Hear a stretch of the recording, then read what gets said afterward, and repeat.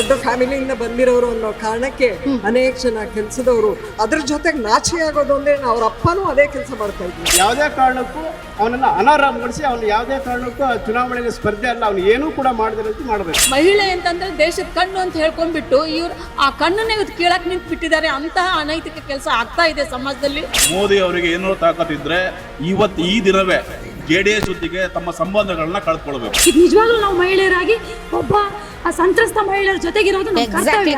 ಹಾಸನದಲ್ಲಿ ಇರ್ತಾನೆ ವ್ಯಕ್ತಿ, ಏಕಾಏಕಿ ವೀಸಾ ಬರುತ್ತೆ, ಬೆಳಗಿನ ಜಾವ 3 ಗಂಟೆಗೆ ಎಸ್ಕೇಪ್ ಆಗ್ತಾನೆ ಅಂದ್ರೆ ಇವತ್ತು ಸಮಾಜದಲ್ಲಿ ನಾವು ನಮ್ಗಲ್ಲಪ್ಪ ಅಂತ ನಿಲ್ಬಾರ್ದು, ನಾಳೆ ಅದು ನಮ್ಮನೆ ಬಾಗಿಲು ತಟ್ಟುತ್ತೆ. ನಿಮ್ಮ ಮೊಬೈಲ್ಗೆ ಆ ವಿಡಿಯೋಗಳನ್ನ ಬಂದ್ರೆ ಆ ವಿಡಿಯೋಗಳನ್ನ ದಯವಿಟ್ಟು ನಮ್ಮ ಅಕ್ಕ ತಂಗಿಯಂದಿರದು ಆ ವಿಡಿಯೋಗಳನ್ನ ಮತ್ತೆ ಫಾರ್ವರ್ಡ್ ಮಾಡಬೇಡಿ. ಅವನೊಬ್ಬ ವಿಕೃತ ಕಾಮಿ ಅಂತಾನೆ ಅನಿಸುತ್ತೆ. ಮಾನಸಿಕವಾಗಿ ಹೆಣ್ಣಿನ ಬಗ್ಗೆ ಅವನು ಭೋಗದ ವಸ್ತು ಅಂತ ತಿಳ್ಕೊಂಡಿದ್ದಾನೆ. ನಾನು ಶಿವಮೊಗ್ಗದಲ್ಲಿದ್ದೀನಿ. ಶಿವಮೊಗ್ಗದಲ್ಲಿ ನಾವು ಗ್ರೌಂಡ್ ರಿಪೋರ್ಟ್ ಅಂತಂದ್ರೆ ಶಿವಮೊಗ್ಗ ಲೋಕಸಭಾ ಕ್ಷೇತ್ರದಲ್ಲಿ ಯಾರು ಗೆಲ್ಬಹುದು, ಯಾರು ಸೋಲ್ಬಹುದು, ಯಾವ ರೀತಿಯಾದಂಥ ರಾಜಕೀಯ ವಾತಾವರಣ ಇದೆ ಅನ್ನೋದನ್ನ ತಿಳ್ಕೊಳಕ್ ಬಂದಿದೆ. ಬಟ್ ಈ ಪ್ರಜ್ವಲ್ ರೇವಣ್ಣ ಅವ್ರದ್ದು ಯಾವಾಗ ಆತ ಜರ್ಮನಿಗೆ ಓಡೋದಲ್ಲ ಅವ್ರ ತರ ಬೈಯೆಲ್ಲ ಬೆಂಕಿ ಆಗೋಯ್ತು. ಇಷ್ಟೆಲ್ಲ ಆದ್ರೂ ಅವರನ್ನ ಹೋಗೋದಕ್ಕೆ ಬಿಟ್ಬಿಟ್ಟು ಇಲ್ಲಿ ಬಣ್ಣದ ಮಾತಾಡ್ತಾರಲ್ಲ. ಕಾಂಗ್ರೆಸ್ ಆಯ್ತು, JDS ಆಯ್ತು, BJP ಆಯ್ತು. ಯಾವ್ದೇನದು ಎಲ್ಲಿ ಹೆಣ್ಣು ಮಕ್ಕಳು ಓಡಾಡ್ತಾರೋ ಅಲ್ಲಿ ದೇವತೆಗಳು ಓಡಾಡ್ತಾರೆ. ನಮಸ್ತೆ ಸದಾ ವತ್ಸಲೆ ಇವೆಲ್ಲ ಡೈಲಾಗ್ಗಳು ಕೇಳಿ ಕೇಳಿ ಸಾಕಾಗೋಯ್ತು. ಇಂಥ ವಿಚಾರಗಳು ಬಂದಾಗ ಯಾರಿಗೆ ಅಧಿಕಾರ ಇರುತ್ತೆ, ಯಾರಿಗೆ ಹಣ ಇರುತ್ತೋ ಅವ್ರ ಹಿಂದೆ ಗೆದ್ದೆತ್ತಿನ ಬಾಲ ಹಿಡ್ಕೊಂಡು ಹೋಗೋರು ನೀವೆಲ್ಲ. ಮುಂದ್ಗಡೆಯಿಂದ ಉಗ್ರ ಶಿಕ್ಷೆ ಅನ್ನೋದು ಬ್ಯಾಕ್ ಡೋರ್ ಇಂದ ವಿದೇಶಕ್ಕೆ ಅವ್ರನ್ನ ಕಳಿಸೋದು. ನಾಚಿಕೆ ಆಗ್ಬೇಕು ನಿಮ್ಗೆ. ನೀವೆಲ್ಲರೂ ಒಂದೇ, ಎಲ್ಲ ಪಾರ್ಟಿಗಳು ಒಂದೇ. ನೀವು ಯಾರೇನು ಸಾಚ ಇಲ್ಲ, ಎಲ್ಲರೂ ಅವರೇ.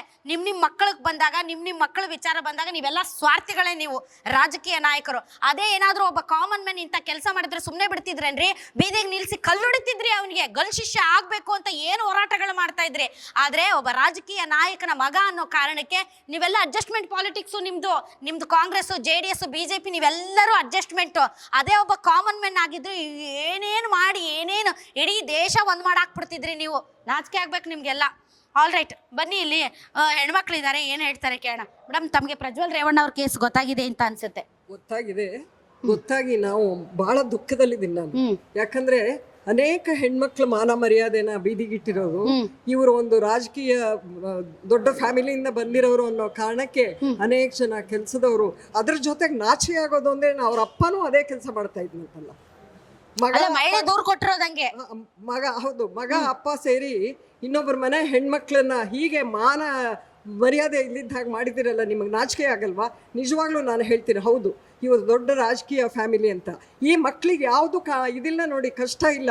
ಅಪ್ಪ ಮಾಡಿಟ್ಟಿದ್ದ ಹೆಸರು, ಅಪ್ಪ ಮಾಡಿಟ್ಟಿದ್ದ ಹಣದಿಂದ ರಾಜಕಾರಣಕ್ಕೆ ಬರ್ತಾರೆ. ಅಲ್ಲ ಮೇಡಮ್, ಏನು ಅಂತಂದ್ರೆ, ಸಾರಿ ನಿಮ್ಗೆ ಡಿಸ್ಟರ್ಬ್ ಮಾಡ್ತಾ ಇದ್ದೀನಿ. ಇದು ಬಹಳ ಹಳೇದು ಇದು ಕೇಸು. ಇದು ಬಹಳ ಹಳೆ ವಿಡಿಯೋಗಳಿವು. 5-6 ವರ್ಷದ ಹಿಂದಿನ ಹಳೆ ವಿಡಿಯೋಗಳಂದ್ರೆ ನನ್ನ ಮಗ ಇಂಥ ಕುಲಗೆಟ್ಟವನು, ನನ್ನ ಮಗ ಇಂಥ ನೀತಿಗೆಟ್ಟವನು, ನನ್ನ ಮಗ ಇಂಥ ಲುಚ್ಚ ಲಫಂಗ ಅಂತ ಗೊತ್ತಿದ್ರು. ಅದ್ ಹೆಂಗ್ರಿ ಅವನನ್ನ ನಿಲ್ಸಿದ್ರು MP ಟಿಕೆಟ್ಗೆ? ಖಂಡಿತ ನಾನು ಅದೇ ಕೇಳಲಿಕ್ಕೆ ಬಯಸ್ತೀನಿ ಪ್ರಧಾನ ಮಂತ್ರಿಗಳಿಗೆ. ಅವರು ದೊಡ್ಡ ಮಾಂಗಲ್ಯದ ಬಗ್ಗೆ ಒಂದೊಂದು ಗಂಟೆ ಲೆಕ್ಚರ್ ಹೊಡೆದ್ರಲ್ಲ ಮೊನ್ನೆ. ಇಷ್ಟಾದ್ಮೇಲೆ ಇವನು ಹೆಂಗೆ ತಪ್ಪಿಸ್ಕೊಂಡ? ಅವನಿಗೆ ಹೇಗೆ ಪಾಸ್ಪೋರ್ಟ್ ಇದೆ, ಇಂಪೋರ್ಟ್ ಮಾಡಕ್ ಆಗ್ತಿರ್ಲಿಲ್ವಾ ಸರ್ಕಾರಗಳಿಗೆ? ಕೇಂದ್ರ ಸರ್ಕಾರ ಮಾಡ್ಬೋದಿತ್ತಲ್ಲ. ಅದನ್ನೇ ಅಮಿತ್ ಶಾ ಅವ್ರು ಹೇಳ್ತಾ ಇದ್ದಾರೆ, ನನ್ಗೆ ನಾರಿ ಶಕ್ತಿಯ ಮೇಲೆ ತುಂಬಾ ನಂಬಿಕೆ ಇದೆ. ಏನ್ರಿ ಎಲ್ಲ ನಮ್ಗೆ ಕೇಳ್ತಾರೆ. ಪಂಚಾಯತಿ ಸದಸ್ಯ ಓಡೋದ್ರು ಕೂಡ ಮೋದಿ ಉತ್ತರ ಕೊಡ್ಬೇಕಾ? ಏನ್ ಮಾಡ್ತಾ ಇದ್ರು ಕಾಂಗ್ರೆಸ್ ಸರ್ಕಾರ ಕರ್ನಾಟಕದಲ್ಲಿ? ಮುಖ್ಯಮಂತ್ರಿಗಳು ಏನ್ ಮಾಡ್ತಾ ಇದ್ರು, ಗೃಹ ಸಚಿವರು ಏನ್ ಮಾಡ್ತಾ ಇದ್ರು, ಎಲ್ಲ ನನಗೆ ಹೇಳ್ತಿರಲ್ಲ ಅಂತ ಅವ್ರು ಹೇಳೋದು. ಪಾಸ್ಪೋರ್ಟ್ ಇಂಪೋರ್ಟ್ ಮಾಡೋ ಕೆಲಸ ಅದು ಸೆಂಟ್ರಲ್ ಗವರ್ಮೆಂಟೇ ಮಾಡ್ಬೇಕು. ಯಾಕಂದ್ರೆ ಅವರೇ ಮಾಡ್ಬೇಕು. ಯಾಕಂದ್ರೆ ಇಂಟೆಲಿಜೆನ್ಸ್ನವ್ರಿಗೆ ಗೊತ್ತಿರುತ್ತೆ ಇವನ್ ಎಷ್ಟೊತ್ತಿಗೆ ಹೋಗ್ತಿರ್ಬೋದು ಅಂತ. ಮಾಡಕ್ಕಾಗ್ಲಿಲ್ಲ. ಮೋದಿ ಏನ್ ಬಾಯ್ ಬಿಡ್ತಿದ್ದಾರೆ. BJP ಅವ್ರು ಏನ್ ಮಾಡ್ತಿದ್ದಾರೆ ಈಗ? ತಣ್ಣಗಿದಾರ? ನೀವು ಹೇಳ್ದಾಗೆ ರಾಜಕೀಯ ಪಕ್ಷಗಳು ಇರ್ಬೋದು, ಒಬ್ಬರಿಗೊಬ್ಬರಿಗೆ ಈ ತರ ಅಂಡರ್ಸ್ಟ್ಯಾಂಡಿಂಗ್ ಇರ್ಬೋದು. ಆದ್ರೆ ಮಹಿಳೆಯರ ವಿಷಯದಲ್ಲಿ ಮಾತ್ರ ಇವ್ರು ಈ ತರ ಒಂದು ನಿರ್ಲಕ್ಷ್ಯದ ಒಂದು ಮಾನ ಮರ್ಯಾದೆ ತೆಗೆಯುವಂತ ಕೆಲಸ ಮಾಡ್ತಾ ಇದಾರಲ್ಲ, ಅದ್ರ ಬಗ್ಗೆ ನನಗೆ ತುಂಬಾ ಸಂಕೋಚ ಆಗಿದೆ. ನಿಜವಾಗ್ಲೂ ಕಾನೂನು ಎಲ್ಲಿದೆ ರೀ? ಕೋರ್ಟ್ ಏನ್ ಮಾಡ್ತಿದೆ? ನಿನ್ನೆಯಿಂದ ಸಿಡಿಗಳು ಅಲ್ಲಿ ಇಲ್ಲಿ ಎಲ್ಲ ಬಿದ್ದು ಹೊಳ್ಳಾಡ್ತಿದೆ. ಅದನ್ನ ತೋರಿಸಬಾರ್ದು, ಅವ್ರ ಮುಖ ಬ್ಲರ್ ಮಾಡ್ಬೇಕು, ಅದನ್ನ ತೋರಿಸಬಾರ್ದು ಅಂತ ಒಂದು ಡೈರೆಕ್ಷನ್ ಕೊಡಕ್ಕಾಗಲ್ವಾ? ನಿಜವಾಗ್ಲೂ ನಾಚಿಕೆ ಆಗ್ತಿದೆ. ನಿಮ್ಮ ಮೊಬೈಲ್ ಇಂದ ಏನಾದ್ರೂ ಈ ವಿಡಿಯೋಗಳನ್ನ ನೀವೇನಾದ್ರೂ ಶೇರ್ ಮಾಡಿದ್ರೆ ನಿಮ್ಗೆ ಸೈಬರ್ ಆಕ್ಟ್ ಅಲ್ಲಿ ನಿಮ್ಮನ್ನ ಜೈಲ್ಗೆ ಹಾಕ್ತಿವಿ ಅನ್ನುವಂತ ಒಂದು ಏನಾದ್ರೂ ಮಾಡ್ಬೇಕಲ್ಲ ಸರ್ಕಾರಗಳಾದ್ರು. ಅಲ್ಲ, ಇವರು ಬೇಕಾಗಿರೋ ವಿಡಿಯೋಗಳನ್ನ ಬೇಕಾದ್ರೆ ಅದು ಹರಿದಾಡ್ದಂದ್ರೆ ಏನ್ ಬೇಕಾದ್ರೂ ಮಾಡ್ಬಿಡ್ತಾರೆ. ಅಲ್ಲ ಮೇಡಮ್, ಅವನು ವಿಡಿಯೋ ಮಾಡ್ದ, ಅವ್ನು ಕೆಟ್ಟ ಕುಲಗೆಟ್ಟವ್ನು ಬಿಡಿ.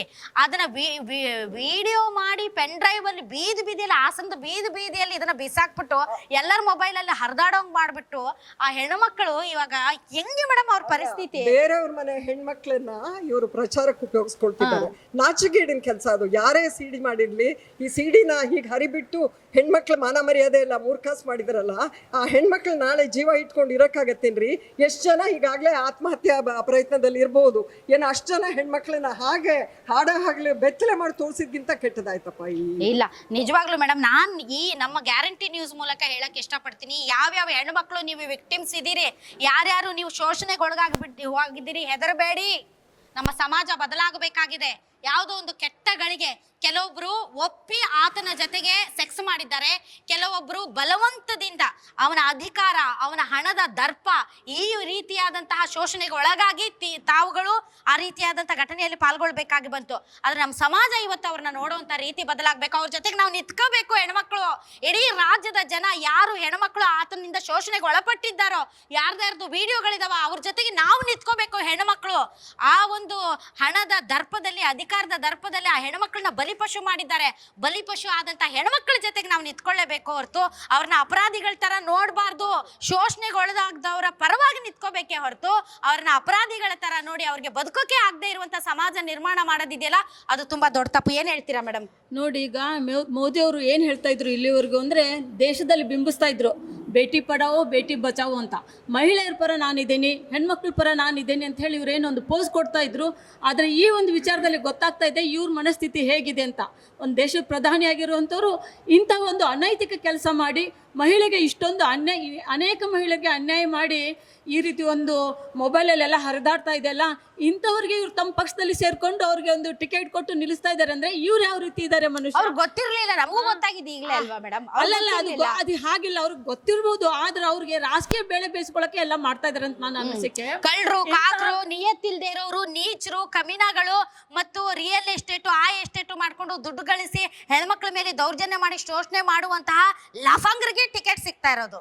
ಹೌದು, ನಿಜವಾಗ್ಲೂ ಸಮಾಜ ನಿಜವಾಗ್ಲೂ ಎಚ್ಚೆತ್ಕೊಳ್ಬೇಕಾಗಿದೆ. ಈಗ ಏನು ಹೇಳಿದ್ರಿ ನೀವು, ಸಮಾಜ ಎಚ್ಚೆತ್ಕೊಳ್ಬೇಕಾಗಿದೆ.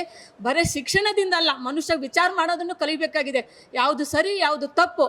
ಮಹಿಳೆ ಅಂತಂದ್ರೆ ದೇಶದ ಕಣ್ಣು ಅಂತ ಹೇಳ್ಕೊಂಡ್ಬಿಟ್ಟು ಇವ್ರು ಆ ಕಣ್ಣನ್ನೇ ಇವತ್ತು ಕೀಳಕ್ಕೆ ನಿಂತು ಬಿಟ್ಟಿದ್ದಾರೆ. ಅಂತಹ ಅನೈತಿಕ ಕೆಲಸ ಆಗ್ತಾ ಇದೆ ಸಮಾಜದಲ್ಲಿ. ನಾವು ಮಹಿಳೆಯರು ಎಚ್ಚೆತ್ಕೊಂಡ್ರೆ ಸಾಲದು, ಇಡೀ ಸಮಾಜ ಎತ್ಕೊಳ್ಬೇಕಾಗಿದೆ. ಪುರುಷರದು ಅಷ್ಟೇ ಭಾಗ ಇದೆ ಇದರಲ್ಲಿ. ಅವರು ಸಮೇತ ನೀವು ಹೇಳಿದ ಹಾಗೆ ಈಗ ಮಹಿಳೆಯರ ಮೇಲೆ ಎಲ್ಲೆಲ್ಲಿ ದೌರ್ಜನ್ಯ ಆಗಿದೆ. ನಾವು ಬರೀ ಒಂದು ಅತ್ಯಾಚಾರ ಆದರೆ, ಕೊಲೆ ಆದರೆ ನಾವು ಪ್ರತಿಭಟನೆ ಮಾಡ್ತೇವೆ. ಆದರೆ ಇದು ಮನೆಯಲ್ಲಿನ ಘಟನೆ ನಡೀತಾ ಇದೆ ಅಂದರೆ ಇದು ಎಷ್ಟು ಅಸಹ್ಯ, ಯಾವ ರೀತಿ ಹೇಳ್ಕೊಳ್ಳೋದು ಇದು ನಿಜವಾಗ್ಲೂ. ಹಾಗಾಗ್ಬಿಟ್ಟು ಇದನ್ನು ನಾವು ಭಾಳ ಬೇಜಾರಿನಿಂದ ಇದನ್ನು ಭಾಳ ಧಿಕ್ಕರಿಸ್ತೇವೆ, ಖಂಡಿಸ್ತೇವೆ. ಇಂತಹ ವ್ಯಕ್ತಿಗಳು ಎಲ್ಲ ಇದ್ರೂ ಸಮಾಜ ಅವ್ರನ್ನ ಹಿಡಿದು ಶಿಕ್ಷೆ ಕೊಡಬೇಕಾಗಿದೆ ಈಗ ಅಷ್ಟೇ. Yes madam. ಈಗ ಎಸ್ಪೆಷಲಿ ಮೇಡಮ್, ನನ್ನ ಕನ್ಸರ್ನ್ ಇರೋದು ಇವನು ಬಿಡಿ, ಇವನು ಕ್ರಿಮಿ, ಇವನ್ಗೆ ಏನು ಮಾಡ್ತಾರೆ ಏನೋ, ಅವ್ನು ಶಿಕ್ಷೆ ಆಗಲೇಬೇಕು. ಸ್ವತಃ ಕುಮಾರಸ್ವಾಮಿ ಅವ್ರು, ನಿನ್ನೆ ನಾನು ಕುಮಾರಸ್ವಾಮಿ ಅವ್ರನ್ನ ಮಾತಾಡಿಸಿದೆ, ಅವ್ರು ಹೇಳಿದ್ರು ಈ ವಿಚಾರದಲ್ಲಿ ನಾನು ಹೆಣ್ಮಕ್ಳ ಪರ ಇದ್ದೇನೆ, ಆತನಿಗೆ ಏನು ಶಿಕ್ಷೆ ಕೊಡ್ತಿರೋ ಕೊಡ್ರಿ. ಎಷ್ಟು ಕೊಡ್ತೀರ? ಇಲ್ಲ ಇಲ್ಲ, ನಮ್ಮ ಇದರಿಂದ ಹೆಣ್ಮಕ್ಳೆಲ್ಲ ದಾರಿ ಬಿಟ್ಟಿದ್ದಾರೆ. ಅಲ್ಲ ಇಲ್ಲ ಇಲ್ಲ, ಪರ್ಟಿಕ್ಯುಲರ್ ಈ ಅದು ಬೇರೆ, ಪಾಲಿಟಿಕ್ಸ್ ಬೇರೆ ಮೇಡಮ್. ದಾರಿ ತಪ್ಪಿರೋದು ಗೊತ್ತಾಗಲ್ಲ ಮೇಡಮ್, ಪಾಲಿಟಿಕ್ಸ್ ಬೇರೆ. ನಾನು ನಿನ್ನೆ ಅವ್ರನ್ನ ಮಾತಾಡಿಸಿದೆ, ಅವ್ರನ್ನ ಹಿಡ್ಕೊಂಡು ನಾನು ಶಿವಮೊಗ್ಗದಲ್ಲಿ ಕೂರಿಸಿ ಮಾತಾಡಿಸಿದೆ, ಏನ್ ಸರ್ ಹಿಂಗಾಗಿದೆ ಅಂತ. ಈ ವಿಚಾರದಲ್ಲಿ ನನ್ನ ಮಧ್ಯಸ್ಥಿಕೆ ಇಲ್ಲ. ಆತನ ತಪ್ಪು ಮಾಡಿದಾನೆ, ಆತನಿಗೆ ಶಿಕ್ಷೆ ಆಗಲೇಬೇಕು. ಅದಕ್ಕೂ ನನಗೂ ಯಾವುದೇ ರೀತಿಯಾದಂತಹ ಅದಕ್ಕೆ ನನ್ಗೆ ಯಾವ ತೊಂದರೆನೂ ಇಲ್ಲ ಅಂತ. ಬಟ್ ನನ್ನ ಕನ್ಸರ್ನ್ ಇರೋದು ಏನು ಗೊತ್ತಾ ಮೇಡಮ್, ನೀವೆಲ್ಲರೂ ಹೆಣ್ಮಕ್ಳು ಈಗ ನೋಡಿ ಆ ವಿಡಿಯೋನ ಆಲ್ಮೋಸ್ಟ್ ಅಲ್ಲಿ ಎಲ್ಲರೂ ನೋಡ್ಬಿಟ್ಟಿದ್ದಾರೆ. ಅದೇ ಒಂಥರ ಕಡಲೆ ಬೀಜ ಥರ ಎಲ್ಲರ ಮೊಬೈಲಲ್ಲೂ ಹರಿದಾಡ್ತಾ ಇದೆ. ಆ ವಿಡಿಯೋದಲ್ಲಿ ಒಬ್ಬ ಹೆಣ್ಮಗಳು ಪಾಪ ಕಸ ಹೊಡೆಯೋರು, ಮನೇಲಿ ಕೆಲಸ ಮಾಡೋರು, ಏನೋ ಒಂದು ಕೆಲಸ ಮಾಡ್ಕೊಂಡು ಜೀವನ ಮಾಡೋರವರು, ಆ ಹೆಣ್ಮಗಳನ್ನು ಬಿಡದೆ ಎಳೆದಾಡಿ ಬೇಡ್ಕತ್ತಾಳೆ. ಆ ಹೆಣ್ಮಗಳು ಬೇಡ, ಬಿಟ್ಬಿಡಿ ಬಿಟ್ಬಿಡಿ ಬಿಟ್ಬಿಡಿ ಅಂತ ಬಿಡದೇನೆ ಆಕೆಗೆ ರೆಕಾರ್ಡ್ ಮಾಡ್ತಿದ್ದಾರೆ ಅಂತನೂ ಗೊತ್ತಿಲ್ಲ ಪಾಪ, ಅಷ್ಟು ಆ ಮುಗ್ಧೆ ಆ ಹೆಣ್ಮಗಳು. ಸೊ ಅಂತ ಹೆಣ್ಮಕ್ಳು, ಆ ಹೆಣ್ಮಕ್ಳದ್ದು ವಿಡಿಯೋ ಹೊರಗಡೆ ಬಂತು ಮೇಡಮ್. ವಿಡಿಯೋ ಹೊರಗಡೆ ಬಂದ ತಕ್ಷಣ ಜನ ಏನು, ಅವ್ರನ್ನ ನೋಡೋರ್ ದೃಷ್ಟಿ ಬದಲಾಗುತ್ತೆ. ಅವ್ರು ಸರಿ ಇಲ್ಲ, ಅವ್ರ ಕ್ಯಾರೆಕ್ಟರ್ ಸರಿ ಇಲ್ಲ, ಹಾಗೆ ಹೀಗೆ ಅಂತ. ಯಾರು ಶೋಷಣೆಗೆ ಒಳಪಟ್ಟಿದಾರೋ ಅವ್ರನ್ನೇ ನಾವು ಅಪರಾಧಿ ಮಾಡ್ಬಿಡ್ತೀವಿ ಸಮಾಜದಲ್ಲಿ. ಇವನ್ ದಿಮ್ರಂಗ ಅಂತ ಓಡಾಡ್ಕೊಂಡಿರ್ತಾನೆ. ಆದ್ರೆ ಆ ಹೆಣ್ಮಕ್ಳು ಯಾರು ಶೋಷಣೆಗೆ ಒಳಗಾಗಿದ್ದಾರೆ ಅವರು ನಾಳೆ ಹೆಂಗೆ ಈ ಸಮಾಜದ ಮುಂದೆ ಬರೋದು ಅಂತ ಪಾಪ ಅವ್ರ ಜೀವನ, ಅವ್ರ ಕತೆ ವ್ಯತೆ, ಅಂತವ್ರ ಪರವಾಗಿ ನಾವು ನಿಲ್ಲಬೇಕು. ಏನ್ ಹೇಳ್ತೀರಾ ಮೇಡಮ್, ಈ ರಾಜ್ಯದ ಮಹಿಳೆಯರು ಏನ್ ಮಾಡ್ಬೇಕು ಅಂತ ಅನ್ಸುತ್ತೆ? ಹೌದು, ಖಂಡಿತವಾಗಿ ಹೌದು. ಯಾಕೆಂದ್ರೆ ಅಂತ ಶೋಷಣೆಗೆ ಒಳಪಟ್ಟಂತ ಬಹಳಷ್ಟು ಮಹಿಳೆಯರಿದ್ದಾರೆ. ಈಗ ಇದೇ ಕಾಣ್ತಾ ಇದೆ ಅಷ್ಟೇ. ಅಷ್ಟೇ. ಕಾಣದೆ ಇನ್ನು ಎಷ್ಟೆಷ್ಟು ಮನೆಗಳು ಏನೇನು ನಡೀತಾ ಇದೆಯೋ ಗೊತ್ತಿಲ್ಲ. ಯಾಕೆಂದರೆ ಅವ್ರಿಗೆ ರಾಜಕೀಯ ಪವರ್ ಇರುತ್ತೆ, ಹಣ ಇರುತ್ತೆ, ಬೇಕಾದಷ್ಟು ನಡೆಯುತ್ತೆ. ಇದು ಕೊನೆಗಳಿಗೆ ನಮಗೆ ಇದು ಗೊತ್ತಾಗ್ತಾ ಇದೆ. ಇದು ನಿಜವಾಗ್ಲೂ ನಾವು ಮಹಿಳೆಯರಾಗಿ ಒಬ್ಬ ಆ ಸಂತ್ರಸ್ತ ಮಹಿಳೆಯರ ಜೊತೆಗಿರೋದು ನಮ್ಮ ಕರ್ತವ್ಯ. ಹಾಗೆ ನಾವು ಅವ್ರಿಗೆ ಸಹಕಾರ ಕೊಡುವಂಥದ್ದು ನಮ್ಮ ಕರ್ತವ್ಯನೂ ಹೌದು. ಮಹಿಳೆಯರ ಜೊತೆ ಪುರುಷರು ಸಹ ಅಷ್ಟೇ. ಈಗ ಈ ಹಿಂದೆ ಮಣಿಪುರದಲ್ಲಿ ಒಂದು ಘಟನೆ ಆಯಿತು. ಅದಕ್ಕೆ ಎಷ್ಟು ಜನ ಮಹಿಳೆಯರು ಅದಕ್ಕೆ ಶೋಷಣೆಗೆ ಒಳಪಟ್ಟರು. ನಿಜವಾಗ್ಲೂ ಇದು ಬೇಸರ ಆಗುತ್ತೆ. ಸ್ವಾತಂತ್ರ್ಯ ಬಂದು ಇಷ್ಟು ವರ್ಷ ಆದರೂ ಒಂದು ಮಹಿಳೆಯರಿಗೆ ಒಂದು ನ್ಯಾಯ ಸಿಗ್ತಾ ಇಲ್ಲ, ಒಂದು ಶೋಷಣೆಗೆ ಒಳಪಡ್ತಾ ಇದ್ದಾಳೆ. ರಾಜಕೀಯ ಮುಖವಾಡವನ್ನು ಧರಿಸಿದಂಥ ದುಷ್ಟರು ತಮ್ಮಲ್ಲಿರುವ ಹಣ ಮತ್ತು ಜನಬೆಂಬಲ, ತಮ್ಮಲ್ಲಿರುವ ಒಂದು ರಾಜಕೀಯ ಬಲದಿಂದ ಮಹಿಳೆಯರಿಗೆ ದೌರ್ಜನ್ಯಕ್ಕೆ ಒಳಪಡಿಸ್ತಾ ಇದ್ದಾರೆ. ಅಂದರೆ ಇದು ನಿಜವಾಗ್ಲೂ ಖಂಡನೀಯ. ಈ ಆ ವ್ಯಕ್ತಿಯನ್ನು ಯಾವುದೇ ಒಂದು ಪಕ್ಷದಲ್ಲೆಲ್ಲ ಅವನಿಗೆ ಊರಲ್ಲಿ ಇಡೋಕ್ಕೆ ಕೊಡಬಾರ್ದು. Yes madam. ಹೆಣ್ಣು ಸಂಸಾರದ ಕಣ್ಣು ಅಂತ ಹೇಳ್ತಾರೆ. ನಮ್ಮ ಮಹಾತ್ಮ ಗಾಂಧೀಜಿಯವರೇ ಹೇಳಿದರು, ಸ್ವಾತಂತ್ರ್ಯ ಯಾವಾಗ ಒಬ್ಬ ಹೆಣ್ಣು ಮಗಳು ಮಧ್ಯರಾತ್ರಿ 12 ಗಂಟೆಗೆ ಓಡಾಡ್ತಾಳೋ ಅವತ್ತು ನಮ್ಮ ದೇಶಕ್ಕೆ ನಿಜವಾದ ಸ್ವಾತಂತ್ರ್ಯ ಅಂತ ಹೇಳಿ ಅವ್ರು ಹೆಣ್ಣುಮಕ್ಕಳ ಸಬಲೀಕರಣಕ್ಕಾಗಿ ಹೋರಾಟವನ್ನು ನಡೆಸಿದ. ಆದರೆ ಸಮಾಜದಲ್ಲಿ ಕಾಪಾಡೋ ಕೈಗಳೇ 3,000 ಇದಾವಂತೆ ಮೇಡಮ್ ವಿಡಿಯೋ. ಅವನೇನು ಮನುಷ್ಯನು ಇನ್ನೇನು ರಾಕ್ಷಸನೇನು? ನಿಜ ಉಮೇಶ್ ರೆಡ್ಡಿ ಅವ್ನ ಕೇಸ್ಗಳನ್ನ ಎಣಿಸ್ಬೋದು, 1, 2, 3 ಅಂತ. 2,000 3,000 ಅಯ್ಯೋ ಅಯ್ಯೋ. ಅಲ್ಲ ಅವನು MP ಕೆಲಸ ಬಿಟ್ಟು ದಿನ ಬೆಳಗಾದ್ರೆ ಇದನ್ನೇ ಮಾಡ್ಕೊಂಡು ಕೂತಿದ್ದ ಅಂತ ಅನ್ಸುತ್ತೆ. ಅಸಹ್ಯ. 10 ವರ್ಷದಿಂದ ಇದನ್ನೇ ಮಾಡ್ತಾ ಇದ್ದಾರೇನೋ ಅಂತ ಅನಿಸ್ತಾ ಇದೆ. ನಮಗೆ ಮಾತಾಡಲಿಕ್ಕೆ ತುಂಬ ನಾಚಿಕೆ ಆಗ್ತಾ ಇದೆ. ನಿಜವಾಗ್ಲೂ ಕೂಡ ನಾವು ಆ ಸಂತ್ರಸ್ತರ ಹೆಣ್ಮಕ್ಳ ಪರವಾಗಿ ನಿತ್ಯ ಹೇಳ್ತೀವಿ. ನಾವು ಇವತ್ತು ಸಮಾಜದಲ್ಲಿ ನಾವು ನಮ್ಗಲ್ಲಪ್ಪ ಅಂತ ನಿಲ್ಬಾರ್ದು. ನಾಳೆ ಅದು ನಮ್ಮನೆ ಬಾಗಿಲು ತಟ್ಟುತ್ತೆ. ಇವತ್ತು ನಾವು ಅವ್ರ ಜೊತೆಗೆ ಬೆಂಬಲವಾಗಿ ನಿಂತರೆ ನಮ್ಮ ಸಮಾಜವನ್ನು ನಾವು ತುಂಬ ಘನವಾಗಿ ಅದನ್ನು ಕಾಪಾಡಿಕೊಂಡು ಬೆನ್ನೆತ್ತಿ ನಿಲ್ಬೇಕು, ಅವರಿಗೆ ಬೆನ್ನೆಲುಬಾಗಿ ನಿಲ್ಬೇಕು ನಾವು. ಎಸ್ ಮೇಡಮ್, ಇದ್ರ ಸಲುವಾಗಿ ನಮ್ಮನೆ ಹೆಣ್ಮಕ್ಳಿಗಾದಂಗೆ ಅವರಿಗೂ ಆಗ್ತಿದೆ. ಎಲ್ಲರೂ ಹೆಣ್ಮಕ್ಳೇ, ನನ್ನ ಮಕ್ಕಳೇ ಬೇರೆಲ್ಲ, ಬೇರೆ ಮಕ್ಕಳು ಬೇರೆಲ್ಲ. ಇದ್ರ ಸಲುವಾಗಿ ನಾವು ನಿಲ್ತೇವೆ, ನಾವು ಸಪೋರ್ಟ್ ಮಾಡ್ತೇವೆ. ಅವ್ರು ಏನಿದ್ರು ನ್ಯಾಯ ಕೊಡಲೇಬೇಕು ಮೇಡಮ್. ಬನ್ನಿ ಸರ್, ನೀವು ಹಿಂದ್ಗಡೆಯಿಂದ ಭಾಳ ಮಾತಾಡ್ತಾ ಇದ್ದಾರೆ. ಬನ್ನಿ ಬರ್ತೀನಿ. ಮನುಷ್ಯ ಅಲ್ಲ, ವಿಕೃತ ಕಾಮಿ. ಮೇಡಮ್, ಅಲ್ಲಿ ಆ ಪ್ರೀತಮ್ ಗೌಡ ಅವ್ರಿಗೆ ಯಾಕೆ ಸಪೋರ್ಟ್ ಮಾಡಿಲ್ಲ ಮೋಸ್ಟ್ಲಿ ಅವರಿಗೆಲ್ಲ ಗೊತ್ತಿತ್ತೋ ಏನೋ. ಇವಾಗ ನಾಳೆ ಫಲಿತಾಂಶ ಬರ್ತಾ ಇದೆಯಲ್ಲ, ಆ ಫಲಿತಾಂಶ ತಲೆ ಹಿಡಿದು ಅಲ್ಲಿ ಯುನಾನಿಮಸ್ ಮಾಡಬೇಕು, ಅವನನ್ನ ದೇಶದಿಂದ ಗಡಿಪಾರು ಮಾಡಬೇಕು. ಯಾಕೆ ಇನ್ನೊಂದು ದೇಶ ಹಾಳು ಮಾಡ್ಲಿ ಅಂತನಾ? ಅಲ್ಲಿ ನಮ್ಮ ದೇಶದಲ್ಲಿ ಕಠಿಣ ಶಿಕ್ಷೆ ಇಲ್ಲ ಅಂತಂದ್ರೆ ಅಲ್ಲಿ ಓಡ್ ಹೋಗೇನಂದ್ರೆ ಹೆಣ್ಮಕ್ಳು ಎಲ್ಲಿ ಪ್ರಪಂಚದಲ್ಲೇ ನೋಡಿ ಸರ್. ನಿಮ್ಮ ಹೆಸರು ದೇಶಕ್ಕೆ ಓಡಿಸ್ಬೇಕು ಕಣ್ಣಪ್ಪ ಅಂತ ಹೇಳಿ. ಕಣ್ಣಪ್ಪನವ್ರೆ, ನಮ್ಮ ದೇಶದಲ್ಲಿದ್ರು ಹೆಣ್ಮಕ್ಳೇ, ಯಾವ ದೇಶದಲ್ಲಿದ್ರು ಹೆಣ್ಮಕ್ಳನ್ನ ಆಟದ ಗೊಂಬೆ ತರ ತಾನು ಮಾಡೋ ಕೆಲಸ ಮಾಡೋದಲ್ದೆ ವಿಡಿಯೋ ಮಾಡ್ಕೊಂಡು ಅದನ್ನ ಪ್ರತಿದಿನ ರಮಿಸ್ತಾ ಇದ್ದ ಅಂದ್ರೆ ಯಪ್ಪ ಯಪ್ಪ ಯಪ್ಪ ಯಪ್ಪ ಯಪ್ಪ. ಏನು ನಮ್ಮ ಇಂಡಿಯಾದಲ್ಲಿರೋ ಎಲ್ಲ ಕ್ರಿಮಿನಲ್ಗಳಿಗಿಂತ ದೊಡ್ಡ ಕ್ರಿಮಿನಲ್ ಆಗೋದ ಇವ. ಕ್ರಿಮಿನಲ್ಗಳ ತಂದೆ ಅವನ ಫಲಿತಾಂಶನ ತಡೆ ಹಿಡಿಬೇಕು. ಅಲ್ಲಿ ಯಾವುದೇ ಕಾರಣಕ್ಕೂ ಅವನನ್ನ ಅನಾರಾಮಗೊಳಿಸಿ ಅವನು ಯಾವುದೇ ಕಾರಣಕ್ಕೂ ಚುನಾವಣೆಯಲ್ಲಿ ಸ್ಪರ್ಧೆ ಅಲ್ಲ, ಅವನು ಏನೂ ಕೂಡ ಮಾಡದಿರೋ ರೀತಿ ಮಾಡಬೇಕು. ನಾವು ಪರವಾಗಿರ್ತೀವಿ. Okay, yes madam. Prajwal Revanna ಅವರ ರಾಸಲೀಲೆ ಪ್ರಕರಣ ಇಡೀ ನಾಗರಿಕ ಸಮಾಜ ತಲೆ ತಗ್ಗಿಸುವಂಥದ್ದು. ಅವರು ಮಾಡಿರ್ತಕ್ಕಂಥದ್ದು ನಿಜವಾಗ್ಲೂ ಯಾರು ಕ್ಷಮಿಸಲಾರದಂಥ ಒಂದು ಘಟನೆ ಮೇಡಮ್. ಒಂದು ಹೆಣ್ಣಿನ ಹೊಟ್ಟೆಯಲ್ಲಿ ಹುಟ್ಟಿದಂತಹ ಗಂಡಸು, ಏನು ಮೇಡಮ್, ಹೆಣ್ಣಿನ ಹೊಟ್ಟೆಯಲ್ಲಿ ಹುಟ್ಟಿದಂತಹ ಒಬ್ಬ ಗಂಡಸು, ಅಕ್ಕ ತಂಗಿ, ಇಡೀ ಏನು ಜೀವನದುದ್ದಕ್ಕೂ ಒಂದು ಹೆಣ್ಣಿನ ಜೊತೆಯಾಗಿ ಬಾಳಬೇಕಾದಂತಹ, ಸಮಾಜದಲ್ಲಿ ಜೀವಿಸಬೇಕಾದಂತಹ ಒಬ್ಬ ಸಂಘಜೀವಿ ಮನುಷ್ಯ. ಆತ ಈ ರೀತಿ ಬೆಳಗ್ಗೆ ಸಾಯಂಕಾಲ ಹೆಣ್ಣಿಗೆ ಬೆಲೆ ಇಲ್ಲದೆ ವಿಡಿಯೋ ಮಾಡಿಕೊಂಡು ಒಬ್ಬರನ್ನ ಬಲವಂತವಾಗಿ, ಇನ್ನೊಬ್ಬರನ್ನ ಹಣದ ಆಸೆಗೆ, ಮತ್ತೊಬ್ಬರನ್ನ ಇನ್ನೊಂದು ಯಾವುದೋ ಆಸೆಗೆ ಈ ಥರ 3,000ಕ್ಕೂ ಹೆಚ್ಚು ವಿಡಿಯೋ ಮಾಡಿದಾನಂದ್ರೆ ಯಪ್ಪ ತಲೆ ತಿರುಗುತ್ತೆ ಮೇಡಮ್. ಇದೊಂಥರ ಖಂಡಿತ ಮೇಡಮ್. ಅದು ಅವನೊಬ್ಬ ವಿಕೃತ ಕಾಮಿ ಅಂತಾನೆ ಅನಿಸುತ್ತೆ. ಮಾನಸಿಕವಾಗಿ ಹೆಣ್ಣಿನ ಬಗ್ಗೆ ಅವನು ಭೋಗದ ವಸ್ತು ಅಂತ ತಿಳ್ಕೊಂಡಿದ್ದಾನೆ. ಬಹುಶಃ ಅವನು ಹೆಣ್ಣಿಗೆ ನೀವು ಹೇಳ್ದಾಗೆ ಗೌರವ ಕೊಡತಕ್ಕಂಥ ಮನೋಭಾವನೆ ಅವನಿಗಿಲ್ಲ.